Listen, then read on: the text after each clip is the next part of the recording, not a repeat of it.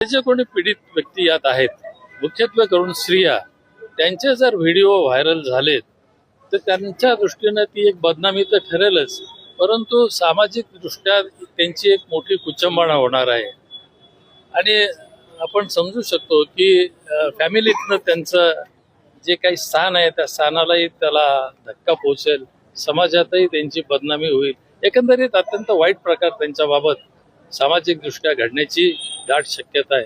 तर अशा प्रकारचे व्हिडिओ जे आहेत हे समाज माध्यमावर मुळीच प्रसारित होऊ नये आणि याबाबत कडक अशा सूचना संबंधिताकडून म्हणजे पोलिसांकडून ह्या दिल्या गेल्या पाहिजेत.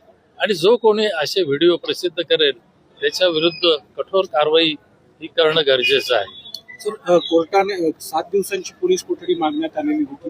कोर्टाने 5 दिवसांची पोलीस कोठडी दिली आता आहे. हे कोर्टाचं डिस्क्रेशन म्हणजे कोर्टाची मर्जी आहे. कोर्टाने विचार केला की 7 दिवस नाही 5 दिवस देऊ, म्हणजे कोर्टापुढे जो रिमांड रिपोर्ट त्यांनी दाखल केला तर रिमांड रिपोर्टचं वाचन करून कोर्टाने असं ठरवलं की 7 दिवसाच्या ऐवजी 5 दिवस देऊ, कारण अगोदर 7 दिवस दिले होते आणि जास्तीत जास्त 14 दिवस पोलीस कस्टडी तपासाकरता देण्यात येते.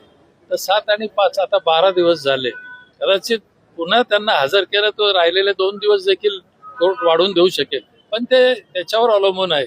पोलिसांनी जर त्यांची बाजू कोर्टापुढे मांडली भक्कम की अजूनही आमचा तपास पूर्ण झालेला नाहीये आणि काही ठराविक विशिष्ट मुद्द्यावर अजूनही तपास करणं गरजेचं आहे, तर आम्हाला पुन्हा राहिलेले 2 दिवस वाढवून द्यावे तर कोर्ट देऊ शकतं ते.